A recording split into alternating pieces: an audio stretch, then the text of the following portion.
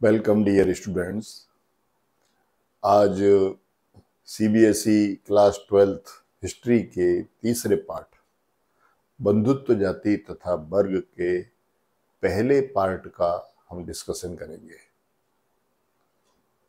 आप लोग पूरे ध्यान से, पूरे मनोयोग से इसको देखिए और समझिए।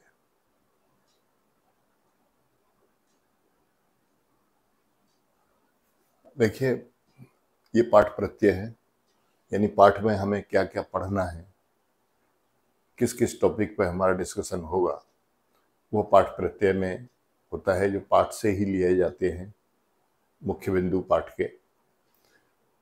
महाभारत का समालोचनात्मक संस्करण इतिहासकारों द्वारा प्रयोग किए गए तत्व जैसे भाषा और उसकी सामग्री, लेखक और उनका समय, उनके व्यावसायिक स्तर, घर और बसावट, जंगल और अलग स्थान, इसका अध्ययन होगा।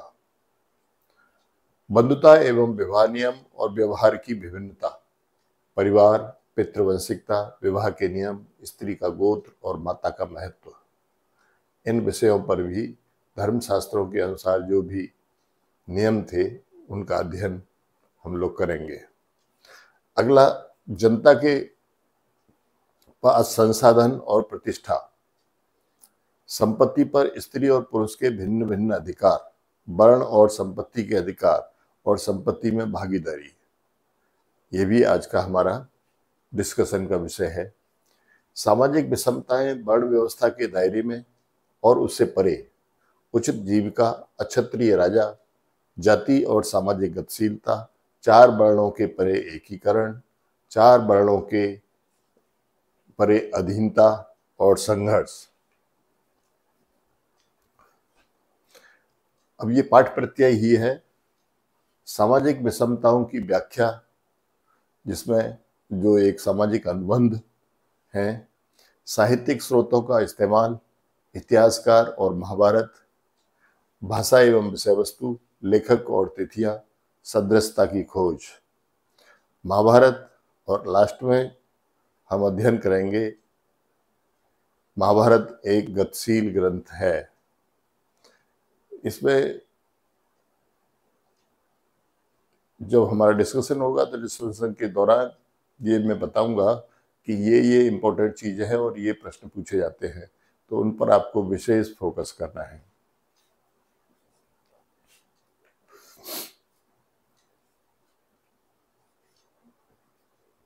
महाभारत का समालोचनात्मक संस्करण। महाभारत जो एक महाकाव्य है। भारत में दो महाकाव्य हैं, रामायण और महाभारत, तो उनमें से एक महाकाव्य महाभारत है।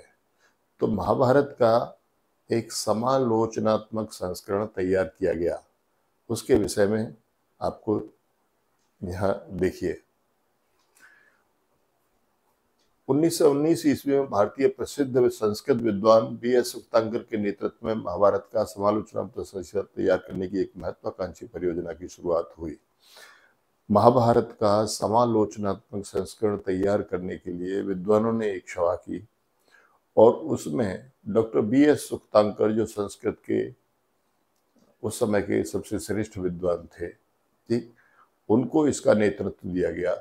तो 1919 में ये योजना प्रारंभ हुई कि महाभारत जो पूरे देश के अंदर चल रहे हैं, महाभारत, उन सभी पुस्तकों में से एक इस तरह का एक समालोचनात्मक संस्करण तैयार किया जाए जो कि ऑथेंटिक लगे।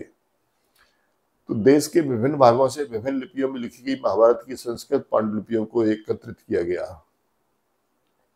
अब उत्तर से लेकर के दक्षिण तक, पूर्व से लेकर पश्चिम तक पूरे देश में विभिन्न लेखकों के द्वारा महाभारत लिखे गए थे और संस्कृत भाषा में भी लिखे गए थे। तो ये जो महाभारत उन क्षेत्रों में लिखे गए, इन सबको एकत्रित किया गया और एकत्रित करने के बाद में फिर इनका अध्ययन हुआ और विद्वानों ने सभी पांडुलिपियों में पाए जाने वाले श्लोक की अलग रचना करने के लिए चयन किया।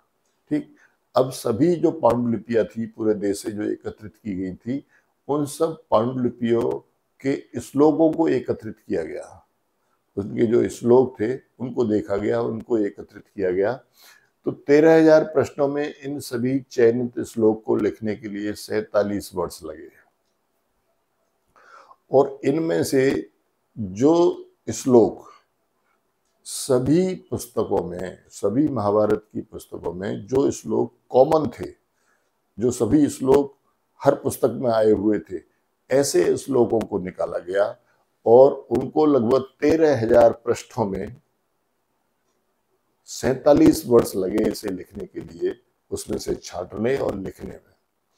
तो दो बातें उभर कर आई। एक, संस्कृत के कई पाठों के अनेक अंशों में समानता थी। जो संस्कृत की पुस्तकें थी उनमें ज्यादातर समानता थी, उनके जो श्लोक थे वो ज्यादातर आपस में समान थे। दूसरा, कुछ शताब्दियों के दौरान हुए महाभारत के पेशवानी क्षेत्रीय प्रभेद ओवर करके आए, लेकिन इसके साथ साथ और भी क्या हुआ, किसी स्थान विशेष या क्षेत्र विशेष की जो कथाएं थी वो भी उन लेखकों ने उन पुस्तकों में प्रविष्ट कर दी थी। जो क्षेत्र विशेष की कथाएं थी तो वो भी उन अपनी अपनी पुस्तकों में उन्होंने रख दी। तो उन पुस्तकों को जब एकत्रित किया गया तो इस विषय पर भी प्रश्न उठा कि ये जो क्षेत्रीय प्रभेद जो अलग अलग जगह पर आ रहे हैं, अलग अलग स्थान पर अलग अलग व्याख्याएं हो रही है, इनका क्या करना चाहिए। तो ये डिसाइड किया गया कि इन क्षेत्रीय प्रभेदों, जो संस्कृत के जो श्लोक समान हैं उनको तो एक तरफ इकट्ठा किया जाए और जो क्षेत्रीय प्रभेद है उन्हें निकाला जाए और उनको मूल प्रति जो बननी है उस मूल प्रति के या तो पाद टिप्पणी में उन्हें लिखा जाए या फिर उनके अलग से जो है परिशिष्ट बनाई जाए, जो अलग से चिपकाई जाए उसमें। इन क्षेत्रीय प्रभेदों का संकलन मुख्य पाठ की पाद टिप्पणियों और परिशिष्टों के रूप में किया गया। उनको इग्नोर नहीं किया गया, उनको हटाया नहीं गया, बल्कि उनको स्थान दिया गया और स्थान उनको उसी तरह से दिया गया, पाद टिप्पणी के रूप में, दूसरा परिशिष्ट के रूप में। प्रभेदों को प्रभावशाली परंपराओं, लचीले स्थानीय विचार और आचरण मानकर सामाजिक इतिहास का स्रोत माना गया और इनको जो भी विद्वान लोग थे उन्होंने इसे इतिहास का स्रोत माना। उस स्थान विशेष की जो बातें उसमें लिख करके आई थी उनको इग्नोर नहीं किया गया, बल्कि उनको स्थान दिया गया और उन्हें इतिहास के रूप में मान्यता प्रदान की गई। यद्यपि विद्वानों ने पाली, प्राकृत और तमिल ग्रंथों के माध्यम से अन्य परंपराओं का भी अध्ययन किया, लेकिन आदर्श मूलक संस्कृत ग्रंथ ही रहे। यानी पाली, प्राकृत और तमिल, अब ये पाली, प्राकृत और प्राकृत तो लगभग पूरे देश में थी। पाली ज्यादातर पूर्वोत्तर भारत में, पूर्वी भारत में थी और तमिल ज्यादातर दक्षिण भारत में थी। तो इन सभी भाषाओं के जो ग्रंथ थे उनकी परंपराओं का भी अध्ययन किया गया, लेकिन समालोचनात्मक संस्करण तैयार करने में केवल संस्कृत के श्लोकों को ही वरीयता दी गई है।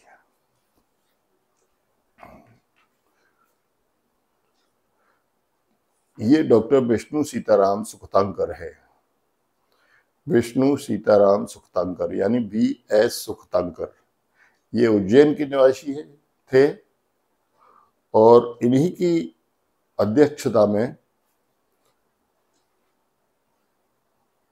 महाभारत का समालोचनात्मक संस्करण तैयार हुआ। देखिए, महाभारत का वो प्रसंग है जो आज भी हर जगह आपको देखने को मिल जाएगा, यदा यदा धर्मस्य। इसमें भगवान श्री कृष्ण जो है अर्जुन के रथ को चला रहे हैं और गीता का उपदेश युद्ध क्षेत्र में यहीं पर होना है। ठीक है, तो ये जो प्रसंग है ये आज भी हर जगह आपको ये चित्र हर जगह देखने को मिल जाएगा, जो इस बात को बताता है कि महाभारत एक गतिशील ग्रंथ है। ये देखिए, ये भीम है, भीम जो अपने वनवास के दौरान जंगल में हैं, और ये हिडिंबा है जो एक वनवासिनी राक्षसी थी। आपको पता है इन दोनों की आपस में शादी हुई थी। ठीक है, जो धर्मशास्त्रों के विरुद्ध थी, लेकिन हिडिंबा की जिद के कारण बाकी पांडवों को झुकना पड़ा था।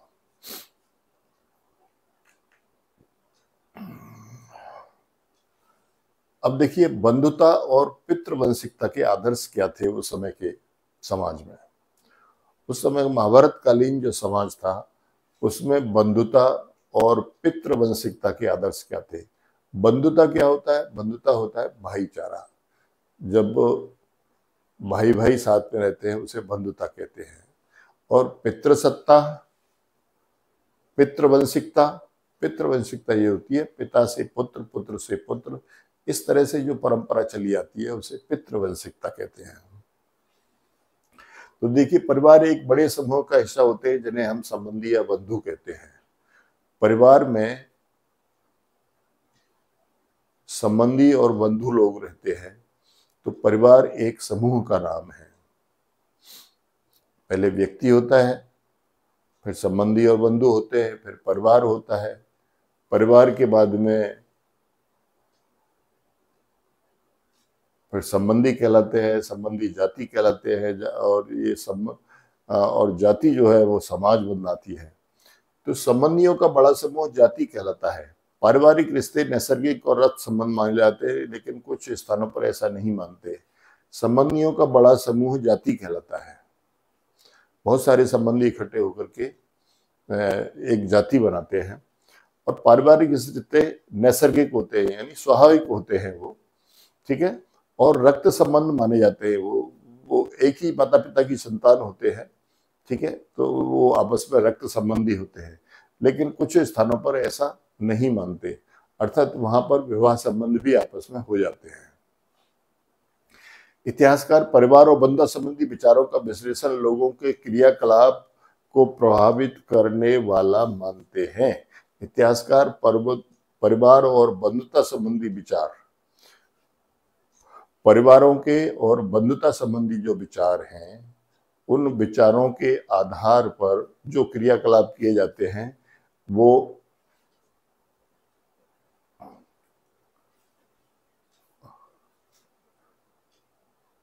जो परिवार और बंधुता संबंधी विचारों का जो विश्लेषण है वो लोगों के क्रियाकलाप को प्रभावित करने वाला मानते हैं।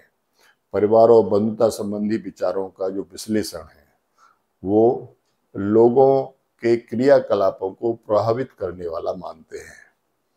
अगला, महाभारत की कहानी में पांडवों के दो दल कौरव और पांडवों के बीच भूमि और सत्ता को लेकर संघर्ष हुआ। कौरव और पांडव, महाभारत की जो कथा है उसके ये दोनों दल पात्र थे। इनमें सत्ता को लेकर, भूमि और सत्ता को लेकर संघर्ष हुआ। इसके उपरांत पितृवंशी उत्तराधिकार को उद्घोषित किया गया, यानी पिता के बाद पुत्र ही संपत्ति का मालिक होगा। इस तरह का जो पितृवंशी अधिकार था वह इस युद्ध के उपरांत जो है और ज्यादा बलीभूत हुआ। और आप देखते हैं कि युद्ध के उपरांत युधिष्ठिर ही शासक बने। पितृवंशिकता में पुत्र पिता की मृत्यु के बाद उनके संसाधनों पर अधिकार जमाता था, लेकिन कुछ परिस्थितियों में भाई और पत्नी भी उत्तराधिकारी होते थे। पितृवंशिकता में पुत्र ही ज्यादातर पिता की संपत्ति का अधिकारी होता था, लेकिन कई परिस्थितियां ऐसी होती थी जैसे पुत्र अयोग्य हो या पुत्र हो ही नहीं, तो ऐसी स्थिति में भाई या पत्नी इनको भी उत्तराधिकार दिया जाता था। ऐसे भी बहुत सारे इतिहास में प्रसंग हैं। ऋग्वेद के मंत्रों में भी शासक और धनी वर्ग के पुरुष, जिनमें ब्राह्मण भी शामिल थे, पितृवंशिकता के प्रति झुकाव रखते थे। जो ऋग्वेदीय मंत्र हैं उनमें भी पितृवंशिकता के आदर्श को प्रमुखता दी गई है। और जो ऋग्वेद काल में जो लोग यज्ञ करते थे, उस यज्ञ में जो देवताओं को बलि देते थे, यानी जो यज्ञ में जो समिधा वगैरह डाली जाती थी, उनको जो भोग लगाया जाता था देवताओं को अग्नि के माध्यम से, उसमें भी पुत्र प्राप्ति की कामना की जाती थी, जिससे कि पितृवंशिकता जो है वो चलती रहे। तो ये बंधुता और पितृवंशिकता के आदर्श जो है ऋग्वेद काल से ही चले आ रहे हैं। अब देखिए विवाह के नियम।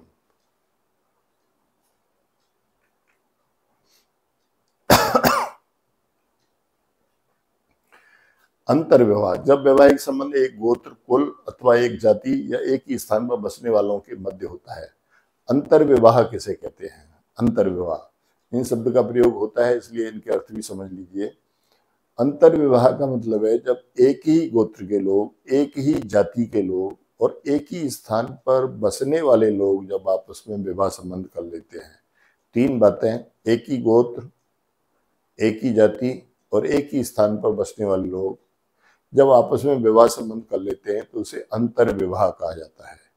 इसके विपरीत बहिर्विवाह, जब वैवाहिक संबंध गोत्र से बाहर के लोगों के मध्य होता है, यानी पुरुष किसी अन्य गोत्र का हो, स्त्री किसी अन्य गोत्र की हो, उनके मध्य जब विवाह संबंध किया जाता है जो कि उस समाज में मान्य था, जिसको मान्यता प्राप्त थी, ऐसा संबंध जो है वो बहिर्विवाह कहलाता है।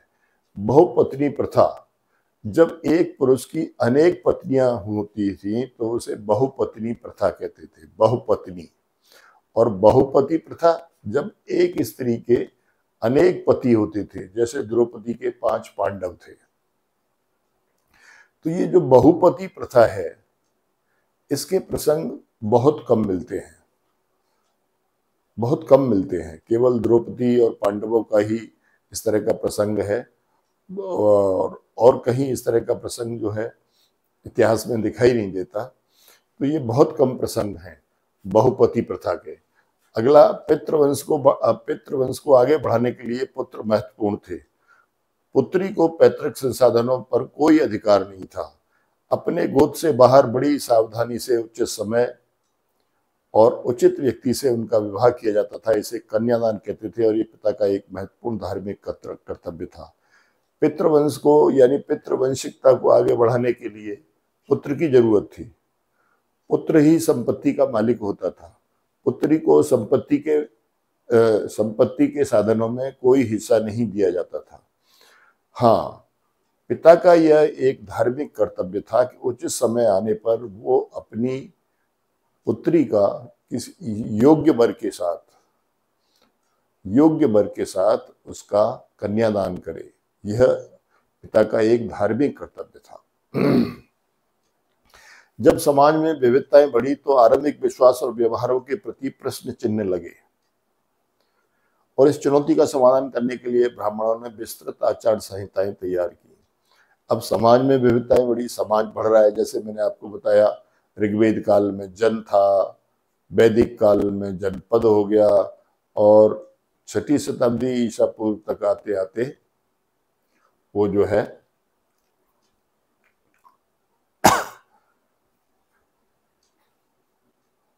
महाजनपद हो गए थे। तो समाज में संख्या बढ़ रही थी तो स्वाभाविक बात थी जो विविधताएं भी बढ़ी। और जब विविधताएं बढ़ी तो विश्वास और व्यवहार के प्रति प्रश्न चिन्ह लगे। जो भी विश्वास चल रहे थे, जो भी व्यवहार आपस में लोग करते थे, उन पर तमाम तर्क और वाद विवाद होते थे, प्रश्न चिन्ह लगे। तो इसके लिए क्या हुआ, ब्राह्मणों ने आचार संहिताएं तैयार करी फिर कि सबको इस तरह से मानना पड़ेगा।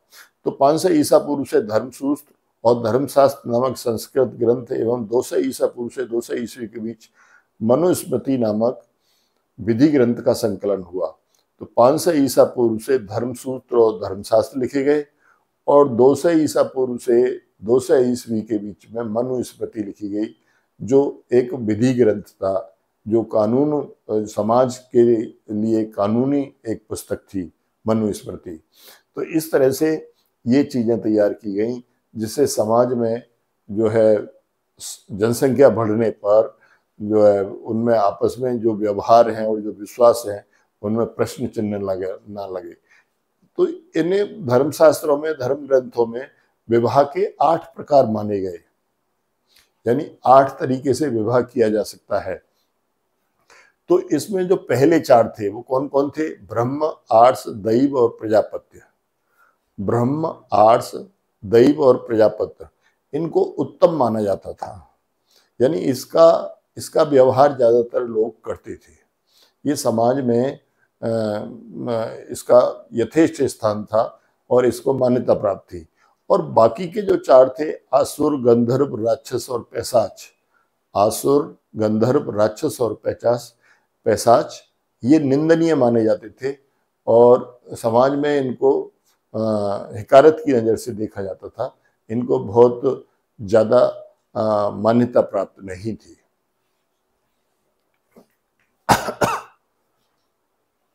ब्राह्मणी पद्धति में स्त्री का गोत्र निर्धारण कैसे होता था? यानी जो धर्मशास्त्र और धर्मसूत्र लिखे गए या मनुस्मृति लिखी गई, तो इसमें स्त्री के गोत्र के निर्धारण का क्या तरीका बताया। देखिए, लगभग 1000 ईसा पूर्व से प्रचलन में आई इस पद्धति में ब्राह्मणों को गोत्र में वर्गीकृत किया गया, जो एक वैदिक ऋषि के नाम पर होता था। उस गोत्र के सभी सदस्य उस ऋषि के वंशज माने जाते थे। जैसे ऋषि थे, भारद्वाज ऋषि थे, गौतम ऋषि थे, कश्यप ऋषि थे, ठीक। तो ये जो ऋषि थे, इन ऋषियों के नाम पर ब्राह्मणों ने अपने गोत्र निर्धारित किए और वो आज तक चले आ रहे हैं। और इन गोत्रों में जो पैदा होने वाले लोग हैं या जो रहने वाले लोग हैं, वो अपने आप को उस ऋषि की संतान ही मानते हैं। तो इस तरह से एक ऋषि के नाम से एक गोत्र का उद्भव हुआ। गोत्रों के दो नियम थे। एक, विवाह के पश्चात स्त्रियों को पिता के स्थान पर पति के गोत्र का माना जाता था। यानी जो कन्या होती थी, जो स्त्री होती थी, उस स्त्री का गोत्र शादी के बाद में पिता के स्थान पर पति का माना जाता था। लेकिन इसके भी इस तरह के उदाहरण हैं कि हर जगह पर इनको फॉलो नहीं किया जाता था, ठीक है। और दूसरा, एक ही गोत्र के सदस्य आपस में विवाह संबंध नहीं कर सकते थे, और जो कर भी लेते थे उसको अंतर विवाह कहा जाता था। कुछ जगहों पर इनका विरोध भी होता था, तो उसको अंतर विवाह कहा जाता था। तो ये दो नियम थे स्त्रियों के लिए। पिता के शादी के पश्चात पिता के स्थान पर पति का गोत्र उनका गोत्र होता था, और एक ही गोत्र के लोग आपस में विवाह संबंध नहीं कर सकते थे। ये दो बातें मुख्य थी। इसके विपरीत सातवाहन ब्राह्मण राजाओं में माता के गोत्र उनके पिता के नाम पर ही थे, जैसे गौतमी, वासिथी, मथारी, हरिति आदि। तो जो ब्राह्मण शासक थे, सातवाहन शासक महाराष्ट्र के, ठीक है, उन्होंने तो अपने उनकी जो माताएं थी, उन्होंने अपने पिता के गोत्र ही रखे। और जो बहिर्विवाह पद्धति थी, उसके नियमों के विरुद्ध भी वो लोग चले। यानी बहुत सी रानियों की जो संतान थी, उन्होंने अपने ही गोत्र में शादियां कर ली। तो ये अंतर विवाह पद्धति को इन्होंने माना, और दूसरा, गोत्र की जो बहिर्विवाह पद्धति थी उसको भी इन्होंने नकारा। सातवाहन राजाओं में एक वैकल्पिक प्रथा के अनुसार अंतर विवाह पद्धति को अपनाया, जिसका प्रचलन दक्षिण भारत के कई समुदायों में भी होता है। तो जो सातवाहन शासक थे, उन्होंने अंतर विवाह पद्धति को अपनाया था। तो ये अंतर विवाह पद्धति इस तरह से उनके द्वारा अपनाई गई कि आज भी दक्षिण भारत में बहुत सारे लोग जो है इस अंतर विवाह पद्धति को अपनाते हैं। सातवाहन शासकों को उनके मातृ नाम से चिन्हित किया जाता था, जबकि सिंहासन का उत्तराधिकार पितृवंशिक होता था। यानी पिता के बाद पुत्र शासक बनता था, लेकिन वो अपनी माता के नाम को अपने नाम के साथ रखता था, पिता के नाम को नहीं रखता था। तो इस तरह से वहां दोनों बात थी, सत्ता पाने के लिए पितृवंशिकता और नाम के साथ में मातृवंशिकता, ये चीज थी। तो सातवाहन शासकों ने धर्मशास्त्रों का, बहुत जगह पर धर्मशास्त्रों को नकारा था। उचित जीविका। अब देखिए, जो धर्मशास्त्र थे, इन धर्मशास्त्रों में जो नियम बनाए गए, वो क्या नियम बने। धर्मसूत्र और धर्मशास्त्रों में चारों वर्गों के लिए आदर्श जीविका के नियम किस प्रकार हैं।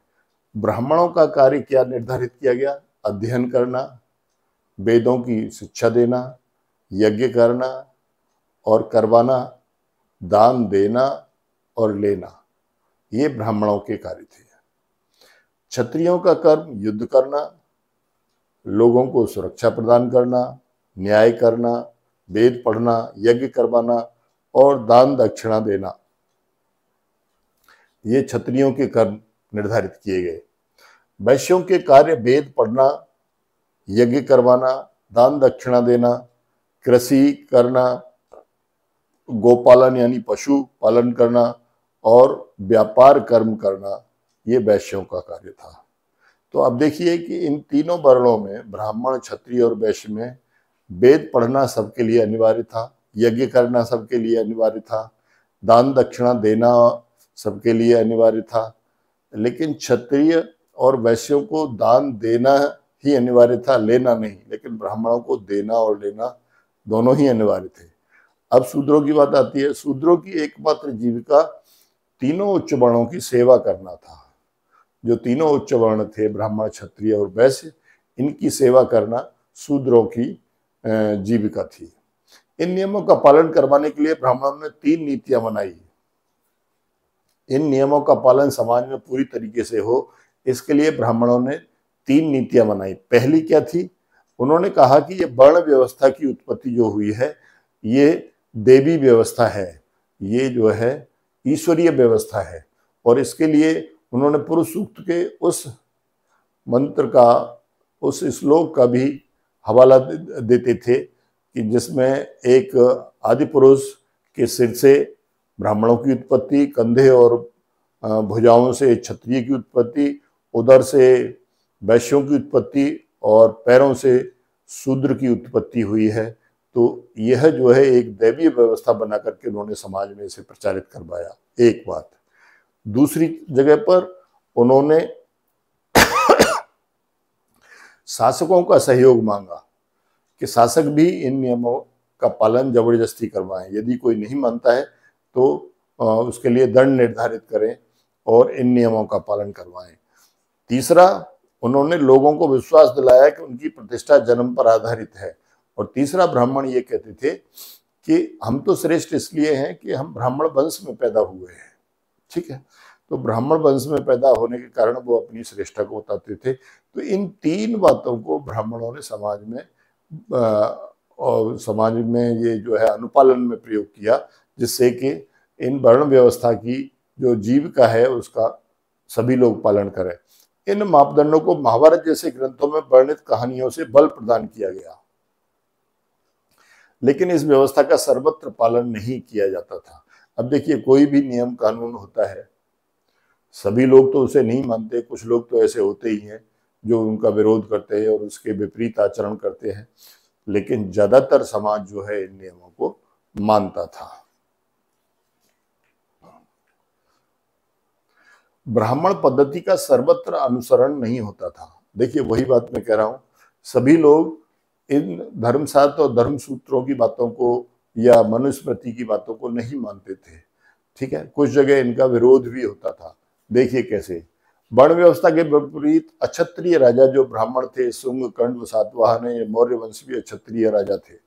ठीक है, तो वर्ण व्यवस्था में तो जो राजा का कार्य है वो क्षत्रियों का होता था, लेकिन यहां पर कुछ ऐसा भी दिखाई दे रहा है जैसे शुंग वंश था जो मौर्य वंश के बाद मगध क्षेत्र में आया, और शुंगों के बाद कण्व आए मगध में ही। तो ये शुंग और कण्व ब्राह्मण शासक थे। और सातवाहन जो महाराष्ट्र क्षेत्र में दूसरी सदी तक थे, दूसरी सदी ईस्वी तक थे, तो ये भी ब्राह्मण शासक थे। और मौर्य वंश के बारे में भी इतिहासकारों में बहुत सारा मतभेद है कि वो क्षत्रिय थे। ठीक, तो उनको भी ये माना जाता है कि वो क्षत्रिय नहीं थे। तो इस तरीके से ये 4 वंश जो है इतिहास में इस तरह के हैं जो ये दिखाते हैं कि यह जरूरी नहीं कि सब जगह पर क्षत्रिय ही राजा हो, अक्षत्रिय लोग भी शासक थे। तो ब्राह्मण धर्म का यहाँ पर विरोध हो रहा था। दूसरा, कुछ सातवां रानियां विवाह के बाद भी अपने पिता के गोत्र का अनुसरण करती थी, जबकि ब्रह्मशास्त्रों का नियम क्या था कि पिता के बाद पति के गोत्र का अनुसरण किया जाएगा। स्त्रियां जो है पति के गोत्र को स्वीकार करेंगी, लेकिन यहाँ पर सातवाहन जो शासक थे उनकी जो स्त्रियां थी यानी जो रानियां थी वे अपने पिता के गोत्र का ही विवाह के उपरांत अपने पिता के गोत्र का ही अनुसरण करती थी। सातवाहन राजाओं में अंतर विवाह के उदाहरण मिलते हैं, जैसे गौतमीपुत्र सातकर्णी ने शक शासक रुद्रदमन जो एक मिलेच्छ था की पुत्री से अंतर जातीय विवाह किया था। सातवाहन राजाओं में अंतर विवाह के उदाहरण मिलते हैं, ठीक है, वो आपस में विवाह संबंध कर लेते थे। और जो गौतमीपुत्र सातकर्णी था उसने एक अंतर जातीय विवाह भी किया था, रुद्रदामन प्रथम जो शक शासक था, ठीक, यह एक मिलेच्छ था। मिलेच्छ कहते थे उन बाहर से आए हुए शासकों को या लोगों को जो संस्कृत और ब्राह्मणीय, जो संस्कृत भाषा के विपरीत दूसरी भाषा बोलते थे और जो ब्राह्मणीय नियमों का पालन नहीं करते थे, ठीक है, उनको मिलेच्छ कहा जाता था। तो ये जो है रुद्रदामन मिलेच्छ था, लेकिन गौतमीपुत्र सातकर्णी ने उसकी पुत्री के साथ विवाह किया था, तो ये एक अंतर जातीय विवाह था, ठीक है। भीम का हिडंबा के साथ विवाह धर्म सूत्रों का पालन नहीं था।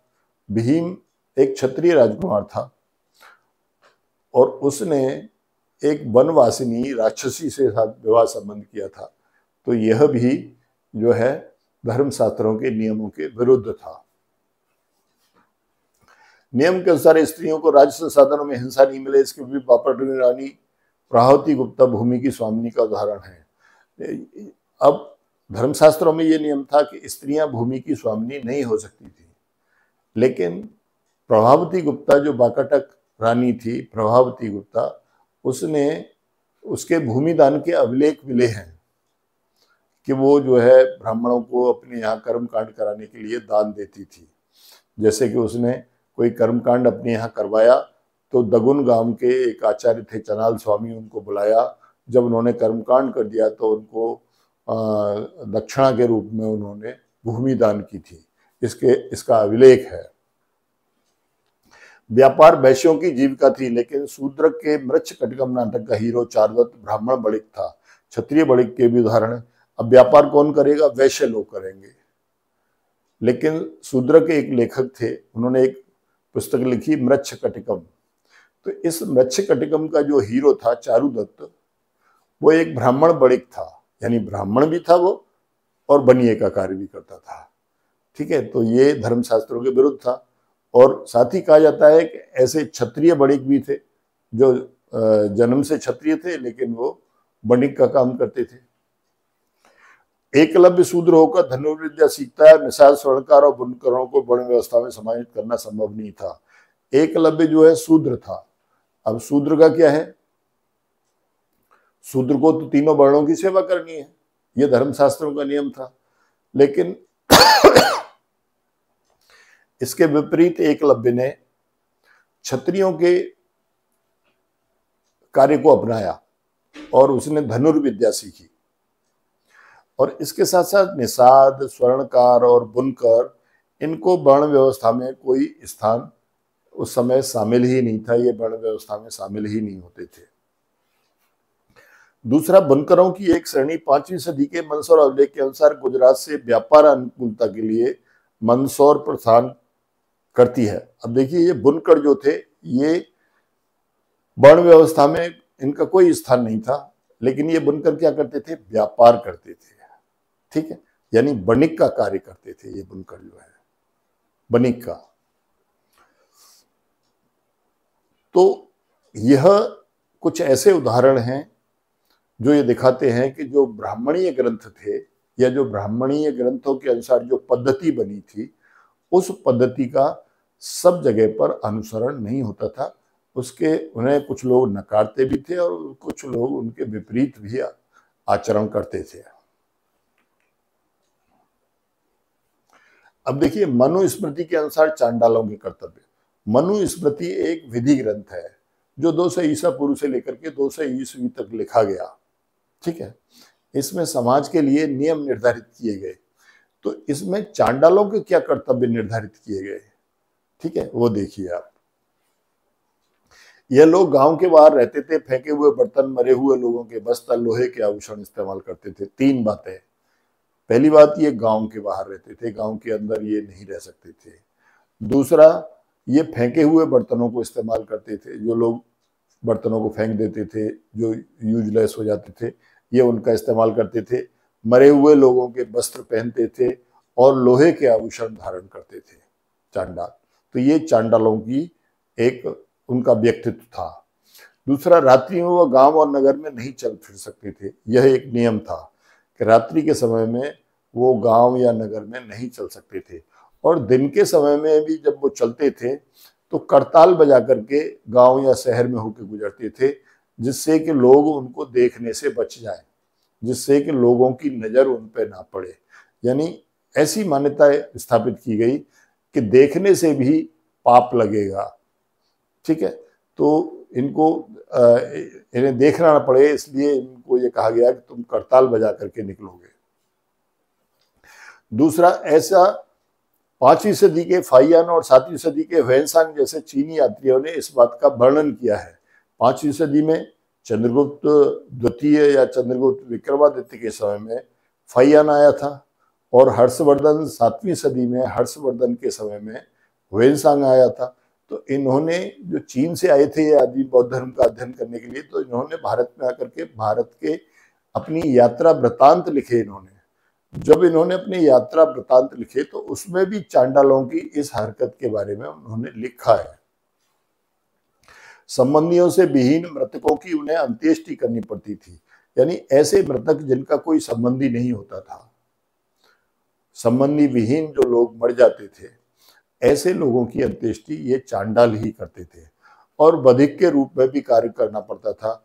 इन्हें जब कोई जानवर खतरनाक हो जाए, हिंसक हो जाए, ठीक है, या कोई व्यक्ति हिंसक हो जाए, तो ऐसे व्यक्तियों का वध करने का जिम्मेदारी भी इन्हीं को दी गई थी।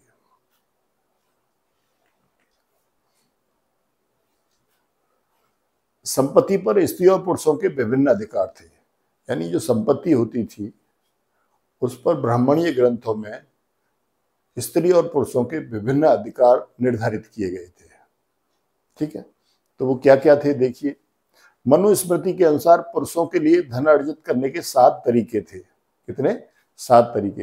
यानी 7 तरीके से पुरुष जो है वो धन अर्जित कर सकता था। तो क्या था? विरासत, यानी पिता से मिली हुई संपत्ति। खोज, उसने अपने खोज अभियान के द्वारा प्राप्त की हो। दूसरा, खरीद करके प्राप्त की हो, या विजित करके यानी किसी से युद्ध करके संपत्ति प्राप्त की हो, या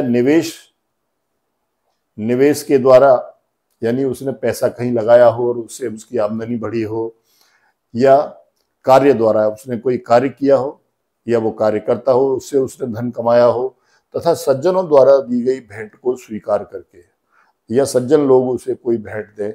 तो इन 7 तरीकों से पुरुष जो है धन एकत्रित कर सकते थे, कमा सकते थे, ठीक है, अर्जित कर सकते थे।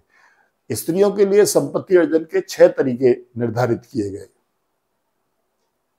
पुरुषों के लिए 7 और स्त्रियों के लिए 6। और वो 6 के आगे थे। वैवाहिक अग्नि के सामने कन्यादान के समय मिली भेंट।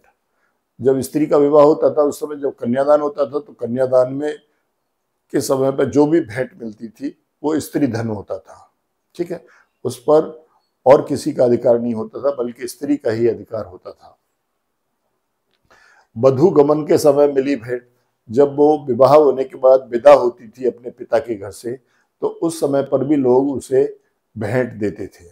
ठीक है, स्नेह के प्रतीक रूप में, और जो परिवारीजन होते थे वो अपना स्नेह दिखाने के लिए भी कन्या को जो है भेंट देते थे, वह भी उसका स्त्री धन होता था। तथा भ्राता, माता और पिता द्वारा दिए गए उपहार, भाई, माँ और पिता जो भी कन्या को उपहार देते थे वो भी उसका स्त्री धन था। ठीक है, और परवर्ती काल में यानी शादी के बाद में जब वो अपने पति के यहाँ जाती थी तो पति द्वारा जो भेंट उसे दी जाती थी, ठीक है, वो भी उसका स्त्री धन होता था। तो इस तरह से स्त्रियों को 6 प्रकार से धन अर्जित करने के का जो है धर्मशास्त्रों में वर्णन है। लेकिन उच्च वर्ग की महिलाएं संपत्ति संसाधनों पर अपनी पैठ रखती थी, जैसे बाकाठकों की रानी प्रभावती गुप्ता राज्य संसाधनों पर अपना नियंत्रण रखती थी। उच्च वर्ग की जो महिलाएं होती थी वो केवल इन 6 साधनों से ही नहीं मानती थी, बल्कि वो जो संपत्ति के संसाधन होते थे उन पर अपनी पकड़ रखती थी।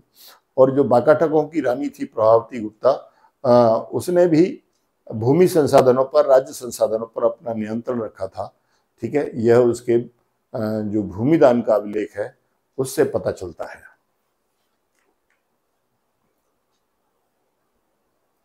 तो इस प्रकार इस तीसरे पाठ का जो है पहला पार्ट समाप्त होता है। जय हिंद।